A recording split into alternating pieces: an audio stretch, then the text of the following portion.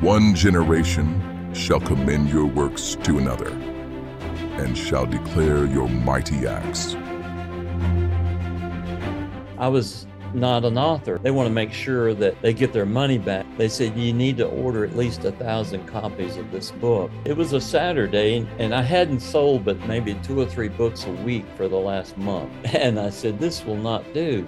We are not going to live through the situation we are in. Big bags from here to that wall. They had all, in some fashion, sealed, so they were impossible to open. The experts had said the plastic molecule had migrated from one side of the film into the other wall of the film. We'd had all the plastic experts of Europe flying in to see this disaster. They all came to the conclusion, this is junk.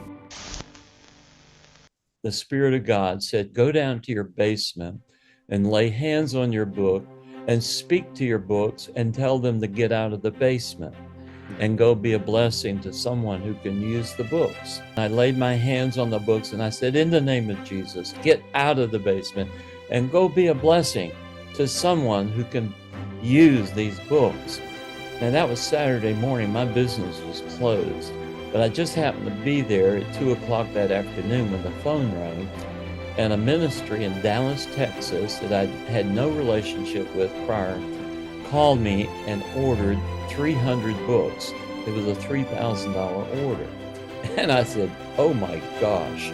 My wife said, when we prayed, I felt the Lord was saying, if I can change water into wine, what is plastics? And in my spirit, I heard the word, if you have faith like a mustard seed, you can speak to the mountain, uproot yourself and heave yourself into the ocean. So now as a family, we came back to the Lord in prayer and just praised him that he had given us the answer. And when we did, something physically happened. The whole burden just rolled off of me. So we took hands, and then I shouted at the top of my lungs, listen heaven and listen earth. Who is the Lord over Alpha Pack? His name is Jesus. And in the name of Jesus, we now command all the molecules to migrate back. And then we laid hands on all the pallets. It took us 3 hours.